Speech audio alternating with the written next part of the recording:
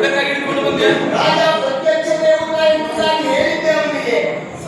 ರಾಜ ಅಂತ ಹೇಳಿದ್ರೆ ತಂದೆ ಸಾಮಾನ. ಹೌದೇನ ಹೇಳ್ತಾರ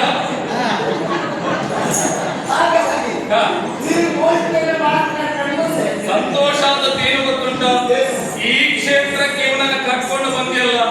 ಇನ್ನು ಮುಂದೆ ಏನು ಆಗುತ್ತಾನೋ ಇವ ಅಂತ ನಾನು ಈಗಲೇ ಅವ ಏನು ಮಾಡಿ ಅಲ್ಲ ಯೋಚನೆ ಮಾಡೋದು ಬೇಡ. ಅವ ಏನು ಮಾಡಿದ್ರು ಚಂದವಿ, ಏನು ತಪ್ಪಿಲ್ಲ. ಏನು ಗೊತ್ತಾಯ್ತು ಅಂದ್ರೆ ತಪ್ಪಾಗಿದೆ. ತಪ್ಪು ತಿಳಿದುಕೊಳ್ಳೋದು ನಮ್ಮಲ್ಲಿ ಇರುವುದಲ್ವೇನೋ. ನೀವೆಲ್ಲ ರಾಜನ ವನಪಾಲಕರು. ಒಂದು ಕೆಲಸ ಮಾಡಿ, ಮಾತಾಡುವುದಕ್ಕಿಂತ ಮೊದಲು ಎಷ್ಟಾದ್ರೂ ನಮ್ಮಲ್ಲಿ ಇರುವಂತದ್ದು ರಾಜಕೀಯ ಮಾತುಕತೆ. ಇವನ ಇದ್ರೆ ಮಾತಾಡುವುದಕ್ಕೆ ಕಷ್ಟ ಆಗುತ್ತದೆ.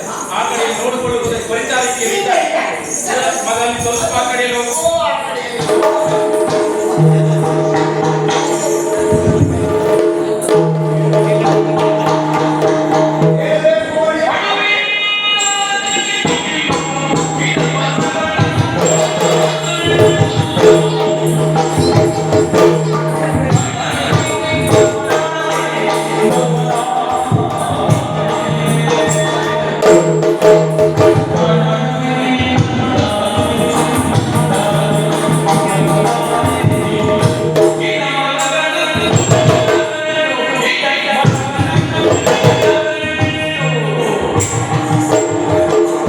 What